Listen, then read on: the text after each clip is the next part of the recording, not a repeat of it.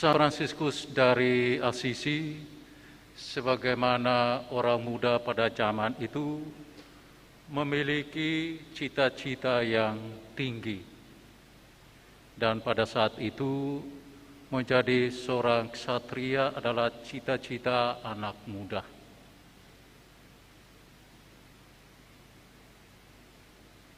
Suatu ketika dikisahkan bahwa Fransiskus hendak mengambil bagian di dalam mewujudkan cita-cita menjadi ksatria. Ikut pasukan perang, pergi ke sebuah wilayah namanya Apulia yang letaknya di sebelah selatan Italia. Dalam perjalanan menuju ke sana sampai di sebuah tempat yang disebut dengan Spoleto. Di sanalah ia justru diperlihatkan oleh Allah supaya ia hendak mengambil sebuah langkah lain untuk tidak mengambil bagian di dalam peristiwa itu, tetapi hendak kembali ke kotanya dan di sana Allah hendak memperlihatkan kehendaknya.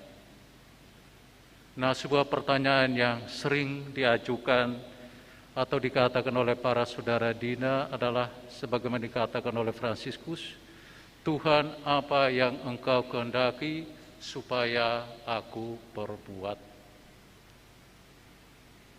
Fransiskus akhirnya kembali ke Assisi. Nah, peristiwa ini mau menegaskan kepada kita bahwa rencana Fransiskus tidak selaras dengan rencana Allah. Arah yang dituju oleh Fransiskus tidak searah dengan apa yang dikehendaki oleh Allah. Akan tetapi Allah hendak menggunakan Fransiskus untuk mewartakan kasih-Nya bagi dunia ini, sehingga Allah menggunakan cara tertentu untuk menuntun kembali Fransiskus agar berjalan menuju kepada arah yang dikehendaki oleh Allah. Dan dikatakan mulai saat itu, Fransiskus mencari apa yang sesungguhnya dikehendaki Allah supaya ia lakukan. Nah, di dalam proses pencarian kehendak Allah itu dikisahkan bahwa ada saat tertentu Fransiskus sungguh mengalami kehadiran Allah, berkat yang ia rasakan. Akan tetapi di sisi lain justru ia mengalami berbagai godaan sehingga seringkali ia jatuh, tetapi ia berusaha bangkit kembali untuk menyelaraskan kehendaknya dengan kehendak Allah. Suatu ketika Fransiskus dikatakan masuk ke gereja San Damiano dan di sana ia berdoa dan dari salib Kristus yang tersalib itu berbicara kepadanya, Fransiskus, pergilah perbaiki rumahku yang rubuh. Dan dikisahkan bahwa Fransiskus memahaminya secara harfiah, perbaiki gedung gereja. Tetapi apa yang dikehendaki Allah bukanlah gedung gereja, tetapi dikatakan bahwa sesungguhnya gereja yang dimaksud adalah umat Allah. Nah, di sini Fransiskus memahami seperti yang dia pahami, belum sungguh-sungguh dia memahami apa yang dikehendaki oleh Allah. Peristiwa yang lain ketika ia berjumpa dengan orang kusta, ia mulai berjuang untuk bisa mengalahkan ketakutannya. Tetapi dikatakan bahwa akhirnya ia mampu untuk mengalahkan ketakutan itu, dan dikatakan yang pahit menjadi manis dan seterusnya. Ia terus mencari apa yang menjadi kehendak Allah, dan ketika ia masuk ke gereja Percunkula, di sana dibacakan tentang Injil, tentang perutusan para murid. Fransiskus mengatakan, inilah yang kucari, inilah yang kuinginkan, dan inilah yang akan kulakukan. Jadi di sini beberapa peristiwa yang menunjukkan kepada kita bagaimana Fransiskus berusaha untuk mencari kehendak Allah, dan pada akhirnya ia memahami apa yang dikehendaki oleh Allah dan mengatakan, inilah yang kucari, inilah yang kuinginkan, inilah yang akan kulakukan. Bapak, Ibu, Saudara-saudari terkasih, sebagaimana Fransiskus seringkali arah cita-cita kita tidak selaras dengan cita-cita rencana Allah. Akan tetapi Allah menghendaki kita untuk sungguh mengambil bagian di dalam tugas perutusannya. Ia akan berusaha dengan berbagai cara untuk menarik kembali kita dari arah yang tidak selaras dengan kehendaknya itu. Saya membayangkan di antara 11 saudara yang akan mengucapkan kaul pertama ini, awal-awal pasti punya satu cita-cita yang sangat berbeda dengan pilihan sekarang. Akan tetapi dalam sebuah proses berjalannya waktu, ia menemukan apa yang menjadi kehendak Allah. Dan diharapkan bahwa kehendak Allah itu saudara temui di dalam masa formasi di novisiat selama 1 tahun ini. Saya membayangkan bahwa di novisiat kalian sungguh berjumpa dengan Allah.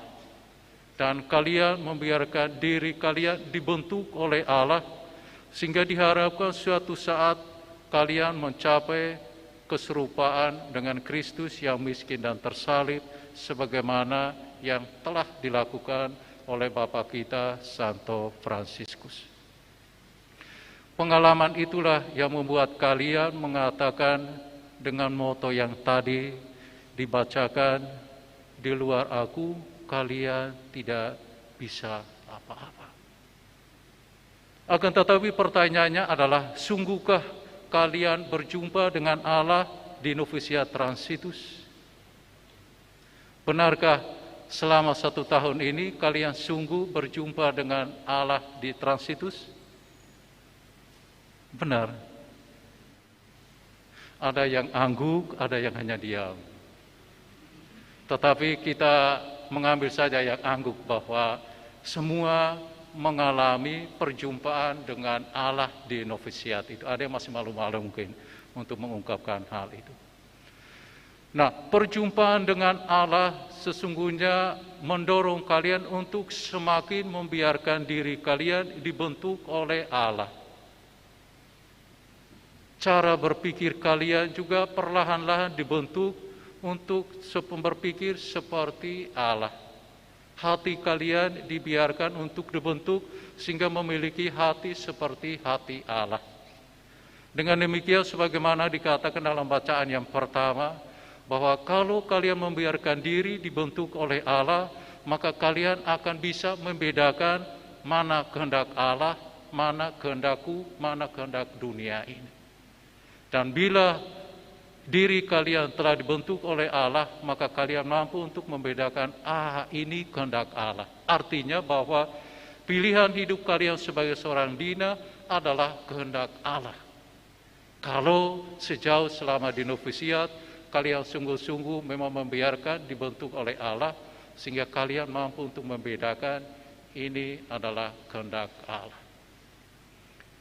Nah, supaya kita mampu untuk membedakan kehendak Allah, memang sebagaimana Fransiskus, kita membiarkan diri dituntun dan dibentuk oleh Allah melalui sabdanya. Banyak saudara dina, banyak kaum umat yang ada di paroki atau yang ada di Depok ini, paroki Paulus ini, yang juga telah mengambil bagian di dalam proses pembentukan diri kalian. Bahwa Allah menggunakan berbagai cara dan sarana untuk membentuk kalian. Tidak hanya melalui para saudara dina, tetapi melalui umat yang seringkali hadir di tengah kalian untuk memberikan dukungan dan motivasi. Ini harus dilihat sebagai peristiwa di mana Allah hadir untuk memberikan cara yang memampukan kalian untuk sungguh mengenal kehendak-Nya. Nah, sebagaimana ditegaskan di dalam Injil yang baru saja kita dengar, bahwa di dalam proses formasi itu kalian digambarkan seperti sebuah tunas yang mulai tumbuh dari pokok anggur itu. Dan saya kira selama 12 bulan, tunas itu akan bertumbuh terus-menerus menjadi sebuah ranting. Tetapi kalian harus menyadari bahwa semakin panjang, semakin besar ranting itu dia harus berusaha untuk menggugurkan yang lain. Artinya bahwa ada kemungkinan besar bahwa daun-daun yang bertumbuh di ranting itu perlahan-lahan ada yang harus gugur. Hal ini mau menegaskan kepada kita bahwa di dalam proses formasi kita ada banyak hal yang harus kita lepaskan, yang tidak selaras dengan kehendak Allah. Saya masih teringat dengan seorang novis, saya tidak ingat tahun berapa. Tetapi suatu ketika adiknya menelpon dan dia mengatakan, "Pater, saya adiknya saudara ini. Dan saat ini saya harus merawat mama saya sementara saya harus sekolah SMA kelas 1. Beritahu kakak saya apakah dia membiarkan saya harus menanggung beban ini."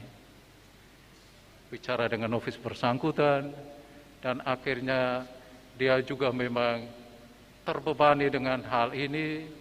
Dia harus mengambil sebuah keputusan yang sangat berbeda dengan apa yang dia harapkan. Akan tetapi memang dalam proses seperti ini, orang harus berusaha untuk mengambil sebuah keputusan ketika dihadapkan pada berbagai tantangan ini. Mana yang menjadi prioritas di dalam kehidupannya. Saudara-saudara, selama berada di novisiat, sebagaimana saya katakan bahwa kalian bertumbuh di dalam Allah seperti ranting yang terpaut dengan pohon itu, dan kalian mendapat kehidupan dari pohon itu. Tetapi kalian harus bersiap juga untuk dipangkas hal-hal yang tidak selaras dengan kehendak Allah. Hal-hal yang tidak selaras dengan panggilan Allah. Dan kadang menyakitkan. Kadang belum bisa terima bahwa hal ini saya harus biarkan pergi. Tetapi kalau tidak selaras dengan hal Allah, menyakitkan pun kita harus melepaskannya. Dan ini menjadi satu tantangan terbesar, terberat bagi kita.